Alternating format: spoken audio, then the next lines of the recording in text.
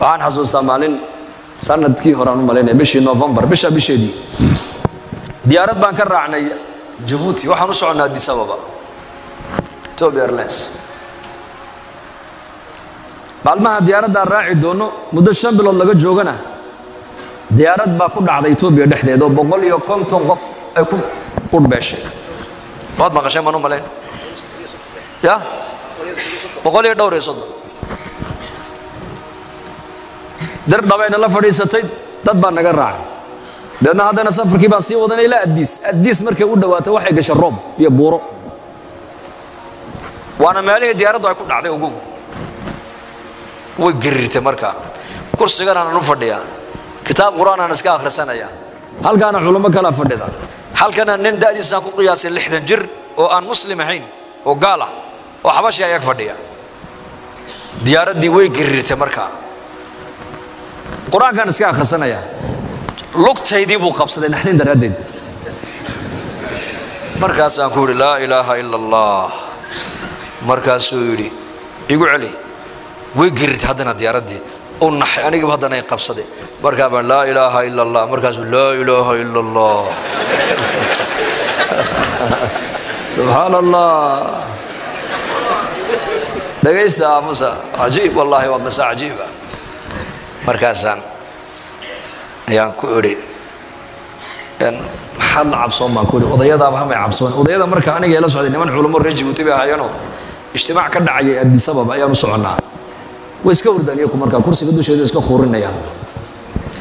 markaasaan ku iri kuwa hamay cabsoonayaan adoo maxaa la cabsoon wuxuu iri kuwaasi way shaqaysteen anu ma shaqaysan buu iri kuwaasi waa muslimiin way shaqaysteen buu iri ma cabsoonayaan anu laakiin ma shaqaysan buu iri adduunkan aan khamri ku cabaa fisq iyo fujuur iyo balaayo iyo macsiyaan ku jira waxa markaa wuxuu iri anu islaam baan u baahanahay buu islaam inaan islaamaan doonayaa buu iri hadalkii hadana Saudi girirta diyaaradii markaas hadana lugtii qabsaday war isiida la ilaaha illa allah markaas iga dabeeyo la ilaaha illa allah diyaaradda markay nala fadhiisatay baan fursad baan helay waan ka faa'iideystay waxaan ka yiri waa inaad islaamta wuxuu iri islaamnimadu bariyahan oo dhan maskaxdayda ku dhex guuraysaa buu iri waanan arkay buu dadka muslimiintu dad wax weyn aaminsan inay yihiin waan arkay buu iri rag badan oo ganacsato muslimiinana saaxiib aan laahay buu iri marka iisoo duceeyay buu culamadan ay ugu sheekay iisoo duceeyaan anna ballan waan islaamaya buu iri hadalku halka noo mareen marka ayaa la soo dhaadhaca waxaan xasuustay marka aayadaas وإذا ركبوا في الفلك دعوا الله مخلصين له الدين فلما نجاهم إلى البر إذا هم حالة هذاك مركي كنت مع دبا إلهي كوا قال هذا حاجة أصور ده حاجة إلهي فرعون مركي لقب تبع آيات لا تصبع نبي موسى صور تجربة لي وقال يا أيها الساحر ادع لنا ربك بما عهد عندك لئن كشفت عنا الرجز لنؤمنن لك ولنرسلن معك بني إسرائيل سقال آيات با إلهي فرعون وتصي آياتك وحا كمدها الضوفان با لتصي ديك با لتصي أيح با لتصي إنجر با لقصة لدي آيات كستمركي لتصوى فرعون وحق موسى أي دقيه المركو كسوا ويبع وعير هذا النبي موسى إنه وشيقع حدي لنا قاد عقوبة ناس وحن كبلا قادنا إلهينا الرومين موسى أن راعي ريب بني إسرائيل عذاب كان كدين فرعون موسى الله يمدار فرعون ساس وليه مرقاس النبي موسى إلهي ببريا بلا يدي با فرعون لقى قاد عقوبة دي مرة اللي مرقع عقوبة لقى قاد فرعون وحو ليه حي سحر بوها وحو نبو قبته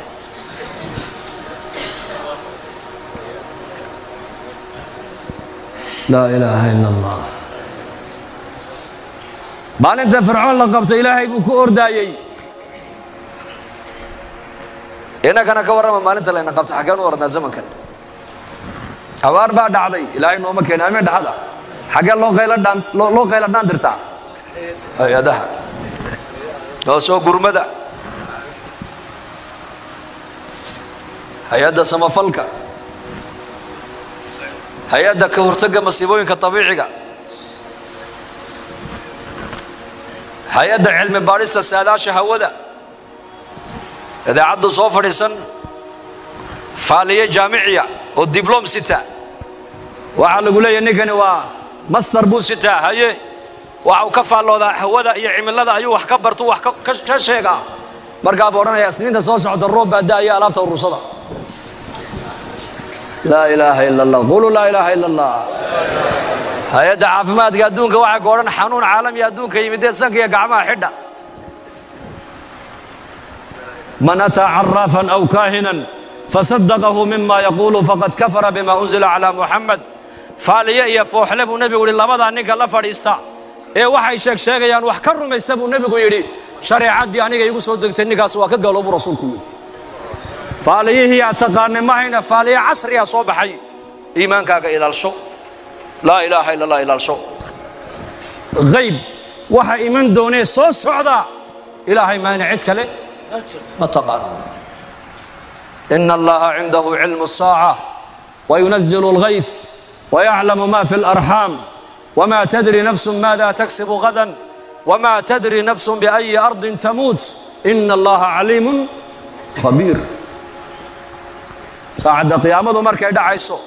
إلهي مويانا عدك لما تقانو روبكم مركو دعاينا الله مويا عدك لما تقانو علوشة واحد كجرة مذكر بام سواء أنطاع ملب بام سواء ديدك إلهي مويانا عدك لما تقانو aduu halka aad baritoola waxaad kasbani doontidna ma ogid halkaad ku dhimanaysana ma taqaanin mid baa baryahan dhakhtarada waa aalaad casriya la helay moogtahay oo ay leeyihiin waana wax jira oqoon la gaadhay way dhici kartaa ma inkirayno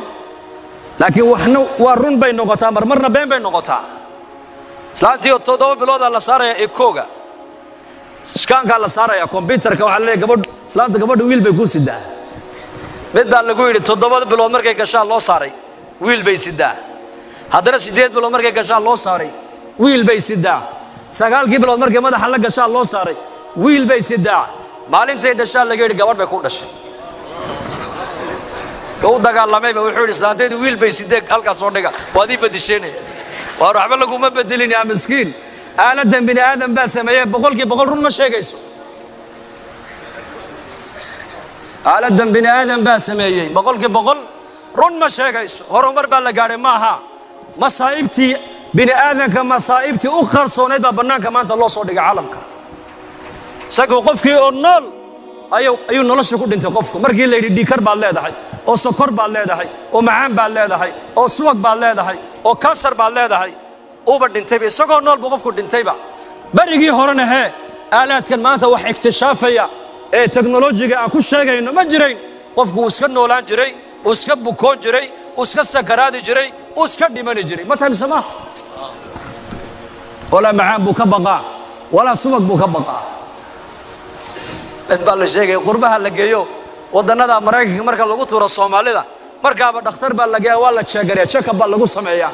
markaasaa la yidhi oo dhakhtarkii uu yaabay cholesterol baad leedahay markaasuu war muxuu yidhi ii sheega markaasaa la subag baad leedahay subag badan markaasuu yidhi alxamdulilah marba haddaad dufan leehay buu yidhi war waddan waxaan haysanay dadku tabiic cala tabiica ku nool yihiin oo iska noolaanayaan oo hadday bukoodaana sadaqada bixinayaan oo ilaahay ay baryayaan oo quraanka isku daweynayaan nin dhan baad arkaysaa masjidka sare kaco ku odhanaya war maalmahan waa yar xanuunsanaya faatixada hal ii maro ilaahay ducada muslimiinta buu aqbalaa horumar baa la gaadhay horumar lama gaadhine masaa'ibtii jirtay qarsooneed baa banaanka lagu soo saaray maanta dadka iyakoo nool ayay qalbiga ruuxaaniyan iyo moraaliyan wayba dhisan yihiin dadku maanta fanarja ila allah ilaahay baan u noqonaynaa koonkan ilaahay baa ka taliya waxa soo socda ilaahay maanicid kale ma ogo wixii ilaahay qadaray ma in adduunka wax kale kama dhacaya ilaahay ku xidhno yaan xariga ilaahay laga jarin sheekha yiri gaaladu barigoor waxay nagu soo qaadeen ghazwal fikr maskaxdeena kaga soo duuleen hadda bariyahan waxa bilaamay ghazwal aqiidah in qofka aqiidadiisa iyo iimaankiisa lagala dagaalamo aaminaadi ilaahay aad ku kalsoonayd ee quraanka aaminsanayd ee ilaahay tabaaraka wa taala nidaamkiisa aad ku xidhnayd ayaa la rabaa in laga gooyo dadna lagu xidhan nidaamka iyagu ay sameysteen marka waa inaad tiraahdaa yaa sheekh annagu muslimiin baan nahay isku aragti ma nahay isku aragti ma nihin insha Allah dhahada qolo insha Allah dhahada xaajadeena baahideena yaanu sheeganaynaa الله ubadkeena ilaahay baan baraynaa ubadkeena quraankaan baraynaa haweenkeena asturka ayaan baraynaa dadka muslimiintu waa walaalo waxa walaalo ka dhigtay waa laa ilaaha illa allah muhammadun rasuulullah wanaagaan umada ugu yeedhana wanaag waa maxay wixii shariicada islaamku ay ku fartay waa wax adiga maslaxad ku ah runta sheeg bay ku leedahay maslaxadu runta dadkoo dhan baa kugu jeclaan beentana dadkoo dhan baa kugu nicay ballanta buuxi bay shariicada islaamku ku leedahay ballantana ha buuxin bay ballantana ha jabin oo ballan baajiyaha noqon bay ku leedahay qofka ballanta buuxiya dadkoo dhan baa jecel qofka ballan baajiyahana dadkoo dhan baa neceb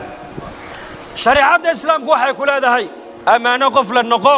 haddaad amaano xaafid noqoto dadkoo dhan baa ku jeclaani haddaad laakiin aad noqoto khaayin hooyadaa iyo aabbahaa wasa kaa ilaalinayaan